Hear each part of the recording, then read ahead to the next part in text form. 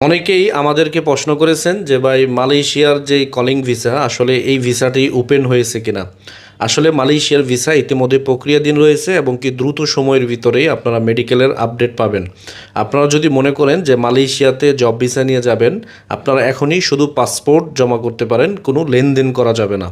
আমি আবারও বলি যে আপনি শুধু পাসপোর্ট জমা করতে পারেন। আমরা ইতিমধ্যে মালয়েশিয়ার জন্য কনস্ট্রাকশন, সার্ভিস সেক্টর এগুলোর জন্য আমরা পাসপোর্ট জমা নিচ্ছি। যারা ইতিমধ্যে রেডি পাসপোর্ট রয়েছে আপনার, এখন চাইলে কিন্তু আপনি পাসপোর্ট জমা করতে পারবেন। বিশেষ করে আমাদের এখানে কোনো লেনদেন আপনাকে করতে হবে না। যখন মেডিকেল হবে, মেডিকেল হওয়ার পর মেডিকেল ফিট হলে আপনার কলিং অনলাইন হবে, তখন আপনি 50% পেমেন্ট দিবেন, বাকি পেমেন্ট আপনি ফ্লাইটের সময় দিতে পারবেন।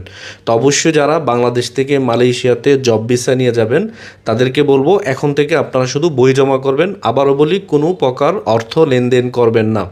বিশেষ করে আপনারা জানেন যে এই কাজগুলো জনশক্তি রপ্তানিকারক যে রিক্রুটিং লাইসেন্সগুলো রয়েছে তারা করে, এবং কি যারা আপনার সহযোগী রয়েছে, আপনার সাফ এজেন্ট রয়েছে, শুধু তারা করে। বিশেষ করে আপনি এখন গ্রামের কাউকে টাকা দিয়ে দিবেন, পাসপোর্ট দিয়ে দিবেন, এগুলো করবেন না।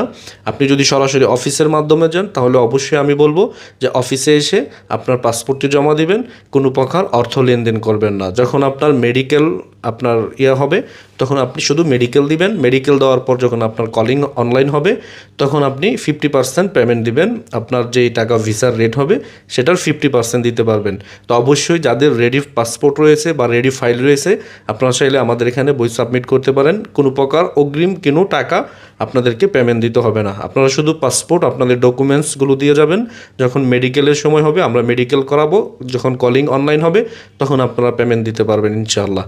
তো যারা ভিডিওটি দেখতে পাচ্ছেন, ভিডিওটি শেয়ার করে দিবেন। ভালো থাকবেন। আসসালামু আলাইকুম।